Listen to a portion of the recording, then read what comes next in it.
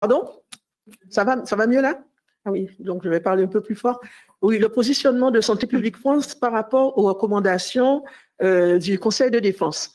Alors, comment ça s'est passé? Parce que bon, je n'ai pas toujours tout compris. Et la deuxième chose, lors d'une de nos auditions, le professeur Delfrécy a dit qu'il fallait mettre en place le pass sanitaire pour booster en quelque sorte la vaccination.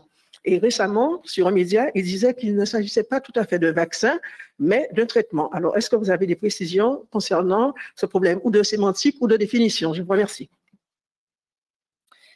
En ce qui concerne le positionnement de Santé publique France, je pense qu'il vaut mieux leur demander. Moi, je ne peux pas m'exprimer en leur nom. Par contre, oui, vous soulignez une bonne question. Enfin, en tout cas, là, on peut dire que le rôle de Santé publique France a été notamment, et je pense que ça peut être salué, de présenter des données de bonne qualité, sauf dans les derniers écarts au protocole qui sont profondément regrettables pour la confiance.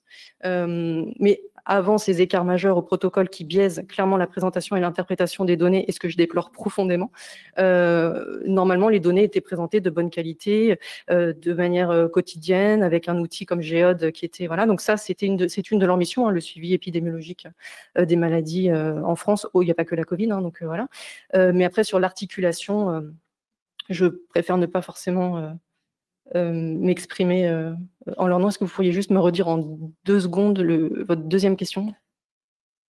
Oui, alors la deuxième, c'est justement certaines incohérences, notamment le fait que le professeur Delfrécy ait dit dans un premier temps qu'il s'agissait de booster la vaccination quand il a répondu, et c'était dans une autre salle, mais à la commission, et quand il s'est agi de parler du pass sanitaire.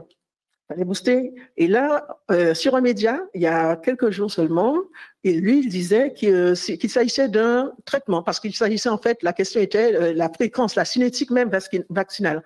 Alors là, il disait que c'était un traitement, c'était en quelque sorte un traitement. Alors là, je me pose la question, est-ce qu'il y a un problème de sémantique? Est-ce un problème de définition? Voilà, merci. Alors Camus disait mal nommé.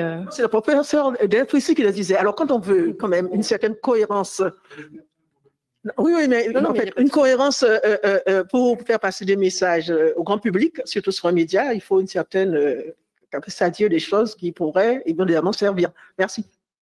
Alors Camus disait mal nommer un objet, c'est ajouter au malheur de ce monde. Alors, encore une fois, moi, je ne me permettrai pas de dire ce que M. Delfrécy, pour qui j'ai un grand respect, veut dire quoi. J'imagine que, comme on l'a vu tout à l'heure, que ce vaccin, encore une fois, ce n'était pas le critère de jugement principal dans les essais cliniques randomisés, sur la contagiosité et sur le risque de transmission, qui est en fait souvent ce qu'on attend d'un vaccin, c'est de ne pas se faire infecter et de bloquer la transmission. Cela, effectivement, ne semble a priori pas être le cas avec ce vaccin. Ce n'est pas non plus le cas, il faut quand même le dire, avec aussi l'immunité naturelle. Hein. Au final, ça protège visiblement des formes graves liées notamment du fait d'une immunité profonde, mais pas forcément sur le risque de transmission et de contagiosité. Donc, je pense peut-être, alors que c'est ce que l'on attend un petit peu d'un vaccin, notamment pour arguer de la fameuse immunité collective ou de ce que l'on appelle l'effet troupeau, qui donc permet, avec une couverture vaccinale très forte, de globalement limiter, voire interrompre la transmission d'un agent infectieux. C'est par exemple ce qu'on observe avec, si je prends la rougeole, qui est un agent qui est très contagieux, et pour bloquer globalement la transmission de cet agent infectieux sur un territoire, globalement, il faut une couverture vaccinale d'au moins 95% dans l'ensemble de la population.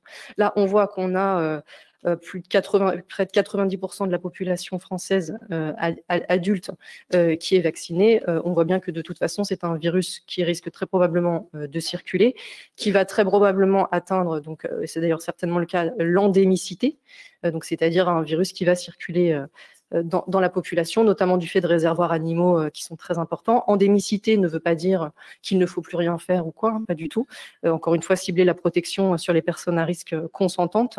Mais donc peut-être que c'est sur ce côté-là de contagiosité qui a fait, mais encore une fois, je ne veux pas parler en son nom, je ne me permettrai pas, mais qui a fait peut-être dire à monsieur Delfrécy que ce n'était pas un vaccin au sens classique, mais mine de rien, enfin, à mon sens en tout cas, ça reste quand même un vaccin dans la mesure où il va être inoculé à des personnes a priori saines au regard de l'indicateur qui est la Covid, et qu'il va quand même permettre de préparer un petit peu le système immunitaire, et qu'il permet quand même, en tout cas au regard des données observationnelles en vie réelle disponibles aujourd'hui, de réduire le risque de forme grave ou létale chez les personnes à risque de forme grave ou létale.